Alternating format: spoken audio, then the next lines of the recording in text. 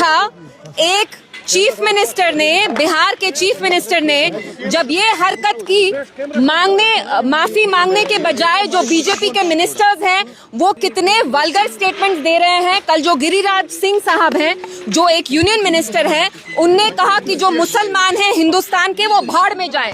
तो भाड़ में हम क्यों जाएं?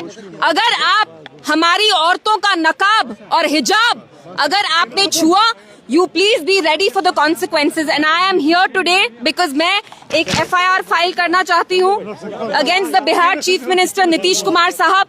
Instead of being apologetic, उनकी party BJP, they want to basically justify what he did and which is extremely wrong. It is criminal.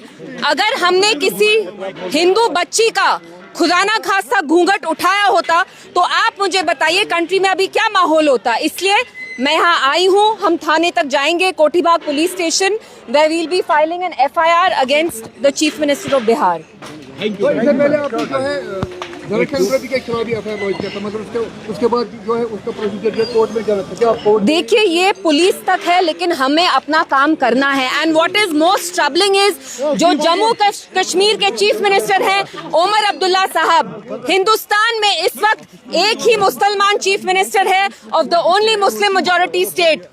जब नीतीश साहब ने ये इनडिसेंट एक्ट किया, हमने देखा ओमर साहब ने 2 दिन तक स्टेटमेंट तक नहीं दिया, और जब ओमर साहब ने स्टेटमेंट दिया वो नीतीश साहब की जो गंदी हरकत थी उनको जस्टिफाई कर रहे थे। तो आप देख रहे हैं यहाँ जो चीफ मिनिस्टर हैं हमारे, जो मुसलमान हैं, मुसलमान होने के बावजूद जो हमारी मुसलमान बच्चियां हैं, माएँ हैं, बहनें हैं, वो उनकी प्रोटेक्शन, उनकी हिफाजत करना ही नहीं चाहते। इसलिए I felt it is my duty as a young Muslim woman to come here today to express solidarity with this doctor and also make sure that the dignity and identity of our Muslim women, and not just Muslim women, all women across India, we have the right to choose what we want to wear with our hair